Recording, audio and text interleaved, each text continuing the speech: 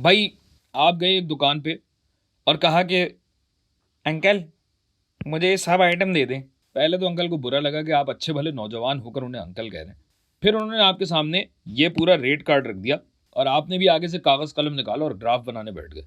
ये रहा आपका वर्टिकल एक्सेस, ये आपका हॉरिजॉन्टल। आपने कहा कि वर्टिकल पे आप रखेंगे कीमत और ये जो हॉरिजॉन्टल एक्सेस है इस पे आप रखेंगे आइटम यानी शय। ठीक है, आपने रखा 5, 5, 10, 15, 20, 25 और ये 30। और फिर आपने कहा भाई यहाँ पे क्या आइटम है, यहाँ पे चाय।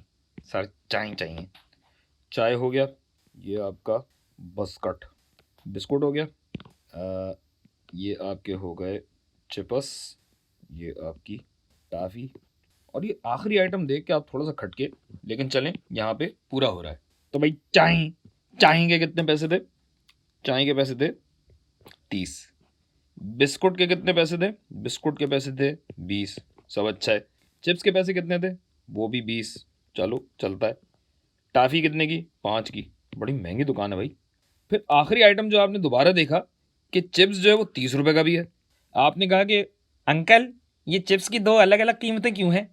अंकल ने कहा मेरी मर्जी, लेना है तो लो वरना जाओ यहाँ से। आपको भी बुरा लगा कि भाई ये अजीब दुकान है, पता नहीं ये फंक्शन कैसे कर रही है, और आगे बढ़ गए। देखें भाई, फंक्शन होने की शर्त यह है कि एक इनपुट पे एक ही आउटपुट हो।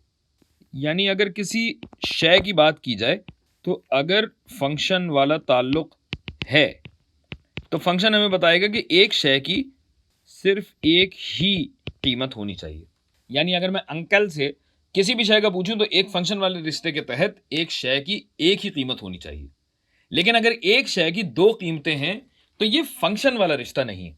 हाँ, अगर अंकल कहते कि भाई दो किस्म के चिप्स हैं, किंग्स वाला 30 का है, प्रिंस वाला 20 का है, तब तो हम कहते कि अच्छा भाई ठीक है, तो फिर बाकी सारी चीज़ों के भी ब्रांड होने चाहिए हमारे, और ब्रांड के नाम के हिसाब से बिल्कुल ये एक फंक्शन हो सकता है, क्योंकि अलग अलग ब्रांड की अलग अलग कीमतें हैं। लेकिन इस सूरत हाल में, अभी इस शक्ल में, ये एक फंक्शन नहीं है। अब मैं चाहूंगा कि आप ये थोड़ा सा सोचिए कि अगर मैं कीमत को इनपुट रख के कोई कोई शय मांगता तो क्या ये फंक्शन होता? आप सोचें, मैं ज़रा इन अंकल की खबर लेकर आता हूं।